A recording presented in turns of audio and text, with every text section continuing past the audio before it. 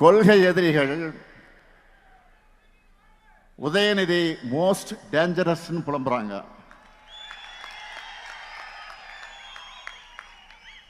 அந்த அளவுக்கு கொள்கையில ஸ்ட்ராங்கா இருக்காரு. கழகத்துக்கு எது தேவை என்று உணர்ந்து செயல்படுகிறார் உதயநிதி. முதல்ல அணியோட கட்டமைப்பை வலுப்படுத்தணும்னு லட்சக்கணக்கான இளைஞர்களை கழகத்தில் சேர்த்தார்.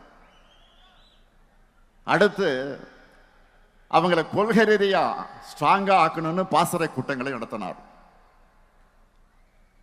அடுத்து நம்மளோட கொள்கையில இன்னைக்கு இருக்கிற தலைமுறையினரும் புரிஞ்சிக்க வேண்டும் என்பதற்காக புது பேச்சாளர்கள் அவசியம்னு உணர்ந்து ஃபர்ஸ்ட் செட்ல 200 பேரை உருவாக்கினார். அவங்க பேச்சையெல்லாம் கழக மேடையில் கேட்கும்போது எனக்கு அவ்வளவு மகிழ்ச்சியா இருக்கு.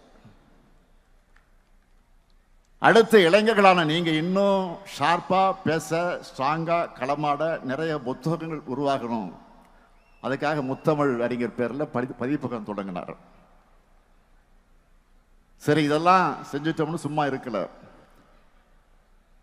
இதெல்லாம் உங்களுக்கு வந்து சேரணும்னு அறிவு திருவிழா நடத்துறார்.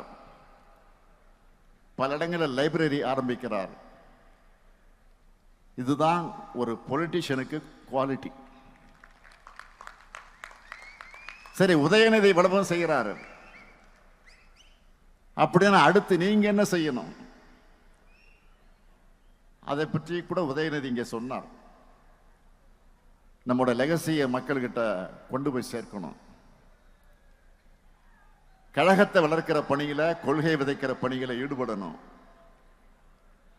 காலையில முரசொலி படித்த பிறகு அதில் வெளியாகி இருக்கக்கூடிய கட்டுரைகள், கருத்துக்கள், தலையங்கங்கள், திராவிட இயக்க பார்வைகள்னு எல்லாவற்றையும் உங்களால் முடிஞ்ச அளவுக்கு எல்லார்கிட்டையும் கொண்டு போய் சேருங்க.